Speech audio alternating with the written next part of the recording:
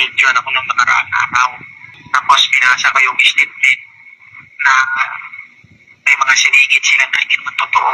Na idinidili na si Marcolita pati si Defensor. Anong kapalit ng pag hindi mo binasa? Para daw manahimik na kayo, wala namang gugulo dyan sa inyo.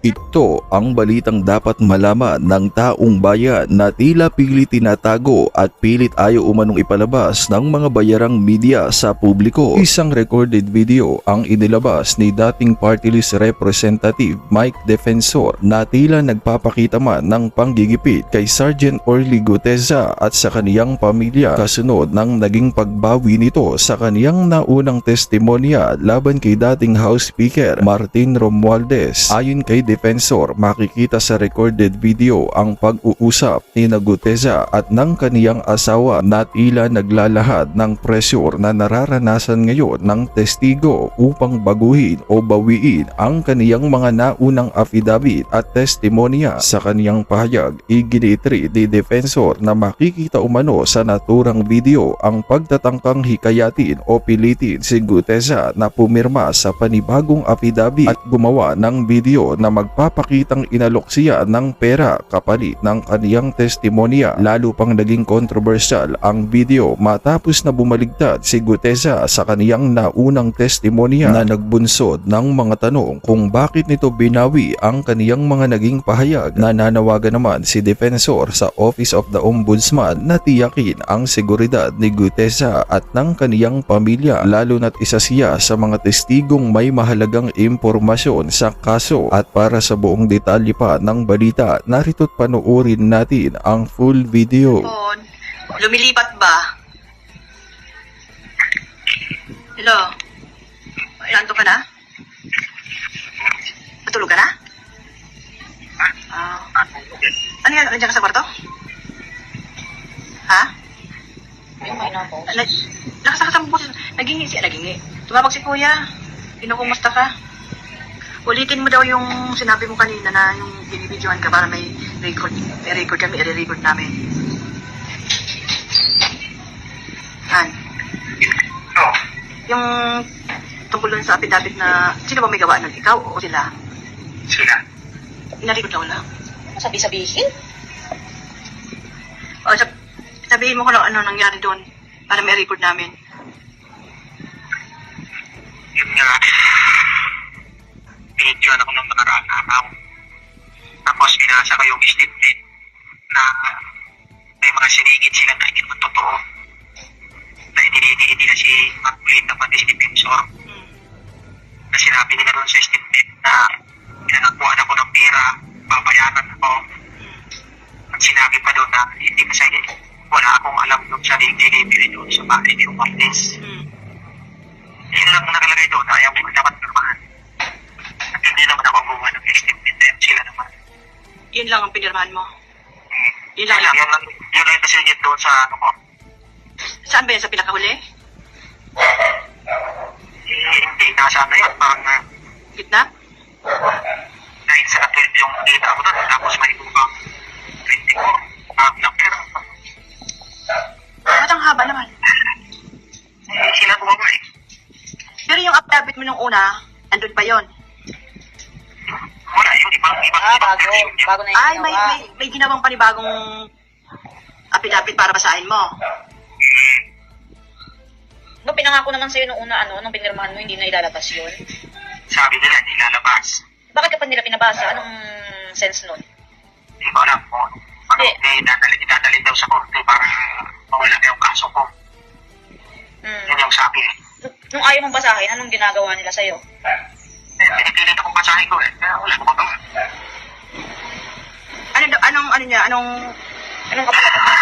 Anong kapalit ng pag hindi mo binasa?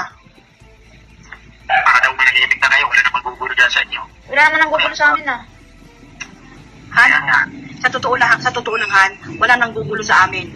Sila lang ang gugulo sa amin. Sila ang gumagawa ng paraan para manggulo.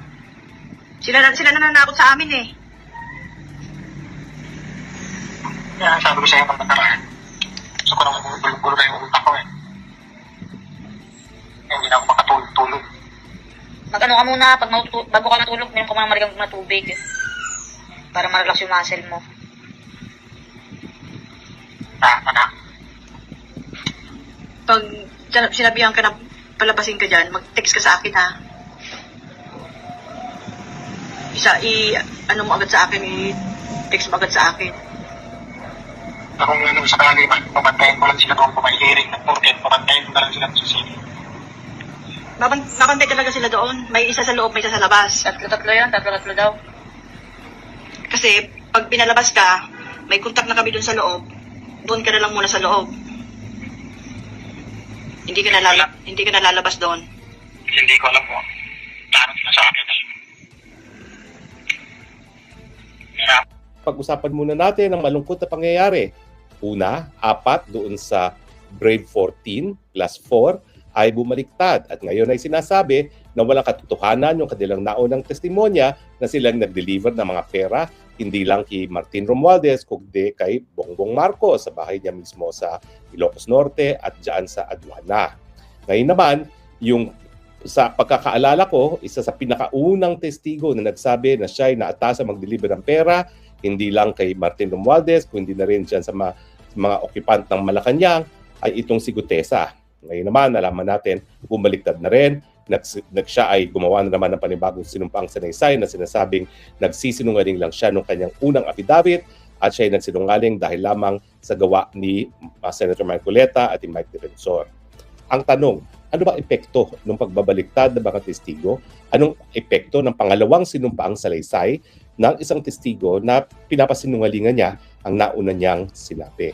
Walang pinaka-obvious na sagot dyan dahil dalawang affidavit niya na pinasisinungalingan niya sa pangalawang affidavit, yung nauna niyang affidavit, syempre meron siyang krimen na nagawa. Yan ay perjury. Kapag siya ay nagbawi ng kanyang testimonya at sinabing umamin siya na nagsinungaling siya, siya ay umaamin sa krimen ng perjury. Pero anong epekto niyan doon sa mga bagay-bagay na sinabi niya sa kanyang naunang sinumpaang salaysay? Lahat ba nung sinabi niya sa naunang salaysay ay baliwala na? Alam niyo po nangyari sa amin niya doon sa kaso ni Madriaga. Kasi ang nahuli ng mga pulis matapos na nasundan, matapos tumanggap ng bribe money, yung mga kidnappers dun sa kaso kung saan dahilan na nakakulong ngayon si Madriaga, ay yung pinsan niya na ang pang-apelido ay Madriaga rin. No? Nung siya ay nasundan ng pulis at naaresto at nakuha pati sinakyang motorsiklo, siya ay gumawa ng affidavit. Inaamin niya yung kanyang pagkakasala at dinidetalye kung anong naging partisipasyon ng kanyang pinsan at iba pang kasapi sa conspiracy para kidnapin yung mga Chinese na mga kabataan. Tapos, nagpasok sila ng isang piskal doon sa kulungan at gumawa ng panibagong affidavit. Well, kung hindi ako nagkakamali, yung pinasok nilang piskal para kay Ramil Madriaga mismo yon. Pero itong yung pag-recantation ni Madriaga, yung pinsan, ay dyan pa sa Camp Crame ata, no? Kung hindi ako nagkakamali ng aking recollection.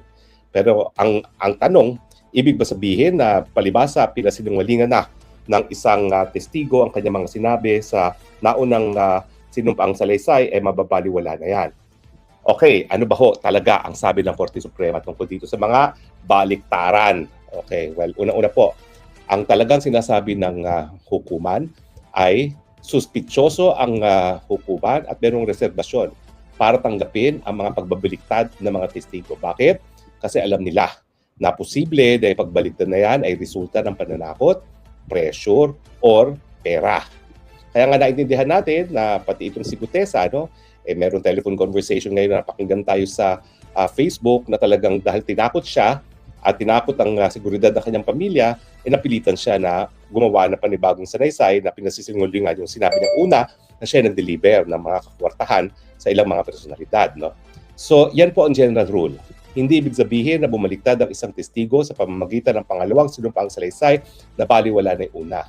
Mas pinaniniwalaan ng hukuman ang naunang sinumpaang salaysay dahil nga alam nila na base sa karanasan, ang mga testigo po pwedeng takutin, po pwedeng bayaran at dahilan para sila ay gumawa ng pangalawang sinumpaang salaysay na pinasisinungalingan ang kanilang naunang salaysay. Pero meron din pagkakaiba kapag ang recantation ay bago nag-testify ang isang witness sa hukuman mismo or kung ito ay matapos na siya ay mag-testify na. Ang rule is, kapag natapos na ang testimonya ng isang testigo, at siya ay na-subject na to cross-examination, maski pa siya ay magbago ng kanyang sinumpang salaysay at sinabi na lahat ng sinabi niya sa hukuman at sa kanyang naunang sinumpang salaysay ay pawang kasinungalingan, hindi po yan paniniwalaan ng hukuman. Kasi ang importante, bukod dun sa sinumpaang salaysay, ay yung sinumpaang testimonya ng isang testigo sa hukuman. So napakahirap, baliwalain talaga ang testimonya ng isang hukuman matapos na siya ay magtestigo sa hukuman. Kasi 2 beses na niya sinumpaan yung kanyang testimonya dun sa nauna niyang sinumpaang salaysay at dun sa testimonya niya mismo sa hukuman. At dahil ang pagtestigo sa hukuman ay parang sagrado, no? Talagang ang ating Korte Suprema ay hindi talaga babaliwalain ang ganyang testimonya dahil lamang nag-recant ang isang testigo, no? Lalong-lalo nga kung tapos na siyang mag-testify. Pero kung ang pagbabaliktad gaya na nangyari kay Gutesa ay hindi pa nangyayari ang pagtestigo sa hukuman, anong gagawin ng piskal? O anong gagawin ng ombudsman? Kasi ngayon, ang issue is paanong gagawin ng ombudsman gayong bumaliktad na si Gutesa at bumaliktad na yung 4 na Marines? Talaga bang hindi na nila hahanapan ng probable cause si Martin Romualdez? Well, ako po, uulitin ko ha. Naniniwala ako na ang talagang mastermind ng pagnanakaw ng flood control funds ay presidente mismo. Dapat talagang makulong si Martin Romualdez pero dapat makulong din ang kanyang pinsan dahil lahat naman ng kapangyarihan at impluwensya ni Martin Romualdez ay dahil lamang kay presidente at siya naman talaga ang pumirma ng pangtaunang budget na pinanggalingan ng mga kinurakot ng mga opisyalis natin, no? So sa akin, bagamat gusto ko makita makulong si Martin Romualdez, dapat makulong din ang presidente. So ngayon ang issue is kung ang pagbabaliktad gaya na ginawa ng mga Marines at ni Gutesa ay sa level pa lamang ng preliminary examination na ginaganap ng ombudsman, anong resulta nito? Well, ang sabi po, ang hukuman, ang sabi ay kinakailangan evaluate ng ombudsman ng piskal sa yung totality ng ebidensya na nahaharap laban sa mga nasasakdal bago nila baliwalain ang kanyang ebidensya. Ibig sabihin, hindi palibasa nagkaroon ng pangalawang sinumpang salaysay, mawawalan na ng bisa yung naunang salaysay. Bakit? Well, kung meron namang ibang mga ebidensya na magpapatunay nung sinasabi mismo na nasasakdal na binawi, baliwala yung pagbawi. So, sabihin na natin na sabi ng 4 na Marines at ni Gutesa na hindi sila nag-deliver, pero meron pa rin 14 na nagsasabi na nag-deliver sila, natural, babaliwalain ng ombudsman yung pagbabaliktad na testimonya. Kasi meron pa namang ibang mga testimonya na narariyan. At saka po pwede pa rin tawagin yung mga testigo na bumaliktad sa hukuman pag nagkaroon na ng paglilitis at malaman kung ano talagang katotohanan. Dahil, alam niyo, ibang epekto. Kapag ang isang testigo ay nagsisinungaling sa isang sinumpaang salaysay lamang, o di naman kaya kung sila ay magsisinungaling sa hukuman.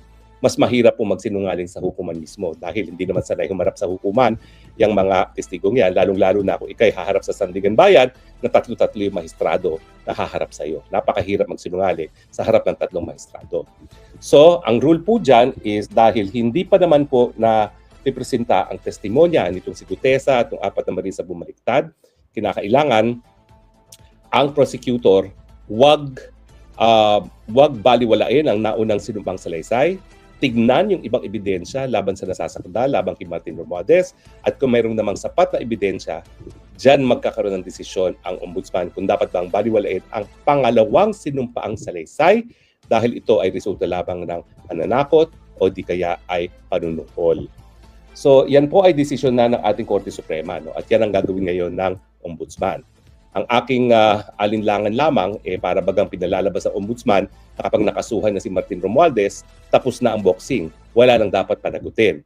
Ang akin po, kinakailangan mapanagot pa rin ng presidente dahil doon sa sinabi nga ni Zaldico na ang presidente mismo ay nagkaroon ng 100 billion na insertion at 25 billion ang napunta sa kanya bilang tongpats. Diba po? No? Sa akin talaga, hanggang hindi nila iniimbestiga ang presidente, hindi ako naniniwala doon sa katapatan ng ombudsman na talagang habulin ang mga nangurakot sa ating lipunan. Totoo po na mayroong immunity from suit ang ating presidente, pero hindi po ibig sabihin niya na mayroon ng immunity from investigation from the ombudsman. O pwede po mag-imbestiga ang ombudsman ngayon at sabihin na kung wala lang immunity ang presidente, dapat siya kasuhan. Ibig sabihin lamang dapat antayin na matapos ang termino ng presidente bago isampa ang kaso laban sa kanya. Pero wala pong immunity from investigation ang presidente. Meron lang po siya immunity from suit. So hanggang hindi po yan na sasampa sa hukuman, wala pong balakid para maimbestigahan ang presidente. Okay? Now, syempre po, no, kapag naman ang isang testigo nga ay nakapagtestigo na sa hukuman at siya ay bumaliktad, gaya na aking sinabi, ang dami na pong kaso, Molina versus People, People versus Lamset, na sinasabi na hindi mababaliwala ang naunang testigo. Lalong-lalo na dahil nga po siya ay nakapagtestigo na at siya ay naging subject na to cross-examination. Okay? So, ulitin po natin, no? Kung ang testigo ay bumaliktad bago siya magtestigo, well, yung original affidavit ay hindi po pwedeng mabaliwala. Ang mangyayari po dyan, titignan muna kung ano magiging testimonya sa hukuman at titignan din ng mga nag-iimbestiga na piskal o ombudsman kung meron pang ibang ebidensya na magpapatunay doon sa mga bagay-bagay na pinasinungalingan sa pangalawang affidavit. At kung meron pa rin sapat na ebidensya, dapat ituloy pa rin ang pagsasampa ng kaso at pwede pa rin matawag yung testigong yan para magbigay testimonya ng malaman kung ano talaga ang kanyang mga katotohanan na pwedeng panindigan. Pero kapag yan po ay nangyari, pagbabaliktad, matapos na siyang magtestigo, talagang wala na po halos epekto yung recantation na yan dahil nabigyan na siya ng pagkakataon na magbigay ng kanyang testimonya sa harap ng hukuman, nabigyan ng pagkakataon ng hukom na tignan kung ang tao ay nagsisinungaling o hindi, at saka siyempre, nabigyan na po yan ng pagkakataon na ma-cross-examine. Dahil na cross-examination, malalaman mo naman at malalaman mo kung nagsisinungaling ang tao sa mga bagay-bagay na kanyang sinasabi. So sa madaling salita, naintindihan natin kung bakit bumaliktad si Gutesa. Malinaw doon sa video na release ng kanyang may bahay na napilitan siya bumaliktad dahil yun na nga po, no, ang tinatakot na ay yung seguridad ng pamilya. Ganyan po talaga ang mga padre de pamilya. Hindi na bali na ikaw ang magkaroon ng banta sa buhay, wag lang bigyan ng banta sa buhay ang mga mahal sa buhay ng isang testigo. So ako naman, naintindihan ko si Gutesa at yung 4 na mga Marines. Pagdating kay Gutesa, ang talagang binigyan niya ng kahalagahan, seguridad ng pamilya. Lahat ng padre de pamilya gagawin din yan. At dahil nga po dito, ang naging desisyon naman ng ating Korte Suprema sa mga pagkakataon na may mga testigo bumabaliktad, hindi po babaliwalain ang orihinal na ebidensya, ang orihinal na affidavit dahil alam ng hukuman nga na sa karanasan natin bilang isang bansa, ang pagbabaliktad ay dahil sa pananakot at panunuhol. Kaya kinakailangan tignan muna, unang-una kung meron pang ibang ebidensya na kung susumahin ay magpapatunay ng pagkakasala ng nasasakdal at kapag yan ay meron pang ibang mga ebidensya, ay dapat ituloy pa rin ang kaso at pwede pa rin ipatawag yung testigo na bumaliktad. Dahil kapag naman siya ay bumaliktad pa rin sa hukuman, yan naman po talaga ay ground para siya talaga ay ma-prosecute na for perjury. No? Hindi naman po pwede na ikaw ay gagawa ng sinumpang salaysay at ikaw ay magsisinungaling doon at hindi na mapaparusahan.